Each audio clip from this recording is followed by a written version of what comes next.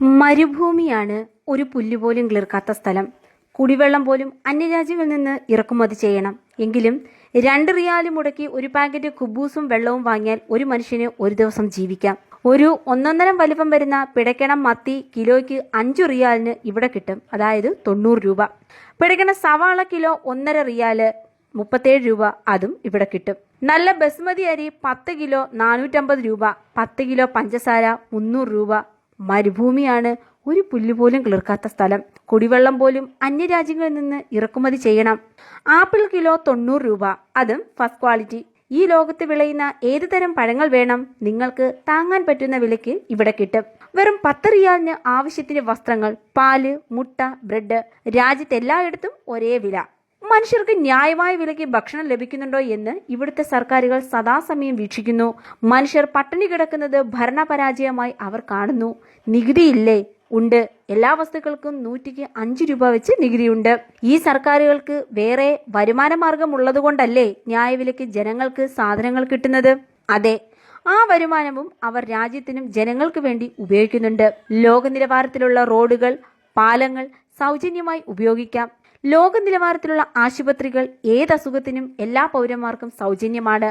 എത്രമാത്രം പഠിക്കാമോ അത്രമാത്രം സൗജന്യമാണ് എല്ലാ പൗരന്മാർക്കും വിദ്യാഭ്യാസം. സാമ്പത്തികമായി പിന്നോക്കം നിൽക്കുന്നവർക്ക് വീടുകൾ, സാമ്പത്തിക സഹായങ്ങൾ, നിലയ്ക്കാത്ത വെള്ളം, നിലയ്ക്കാത്ത വൈദ്യുതി, സുരക്ഷിതത്വം. മനുഷ്യർ ഇവിടെ ജീവിക്കുന്നു. എന്നാൽ ഇന്ത്യയിലേക്ക് വന്നാലോ? വിത്ത് വാരി എറിഞ്ഞാൽ 100 മേനി വിളയുന്ന മണ്ണ്. പക്ഷേ ലോകത്ത് ഏറ്റവും കൂടുതൽ ആളുകൾ പട്ടിണി കിടക്കുന്ന രാജ്യം. ഭക്ഷ്യസാധനങ്ങൾക്ക് തീ വില. എന്നാൽ ലോകത്ത് ഏറ്റവും കൂടുതൽ കർഷകർ ആത്മഹത്യ ചെയ്യുന്ന നാട്. പ്രകൃതി വിഭവങ്ങൾ ഏറ്റവും കൂടുതലുള്ള രാജ്യം. അത് ഏതാനും വ്യക്തികൾ കൊള്ളയടിക്കുന്ന രാജ്യം.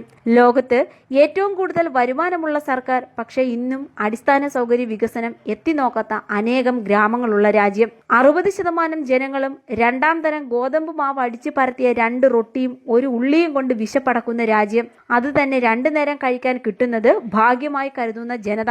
എന്നാലോ ലോകത്തിലെ ആദ്യ 100 കോടീശ്വരന്മാർ ജീവിക്കുന്ന രാജ്യവും ഇന്ത്യയാണ്.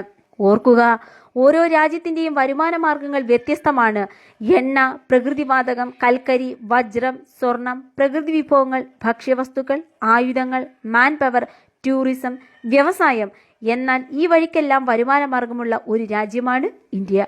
എന്നാൽ രാജ്യത്ത് 90% സമ്പത്തും വെറും 1000 പേരുടെ കൈകളിലാണ്. 50,000 രൂപ ലോണിന്റെ പേരിൽ ബാങ്കുകൾ സാധാരണക്കാരെ ജപ്തി ചെയ്ത് ആത്മഹത്യയിലേക്ക് നയിക്കുന്നു. എന്നാൽ സമ്പന്ന വർഗത്തിന്റെ ലക്ഷക്കണക്കിന് കോടി രൂപ എഴുതി തള്ളുന്നു.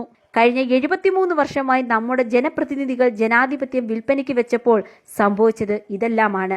ജനാധിപത്യം ലോകത്തിലെ ഏറ്റവും സുന്ദരവും ദൃഢവും തുല്യതയും ഉറപ്പുവരുത്തുന്ന ഒരു ഭരണക്രമമാണ്.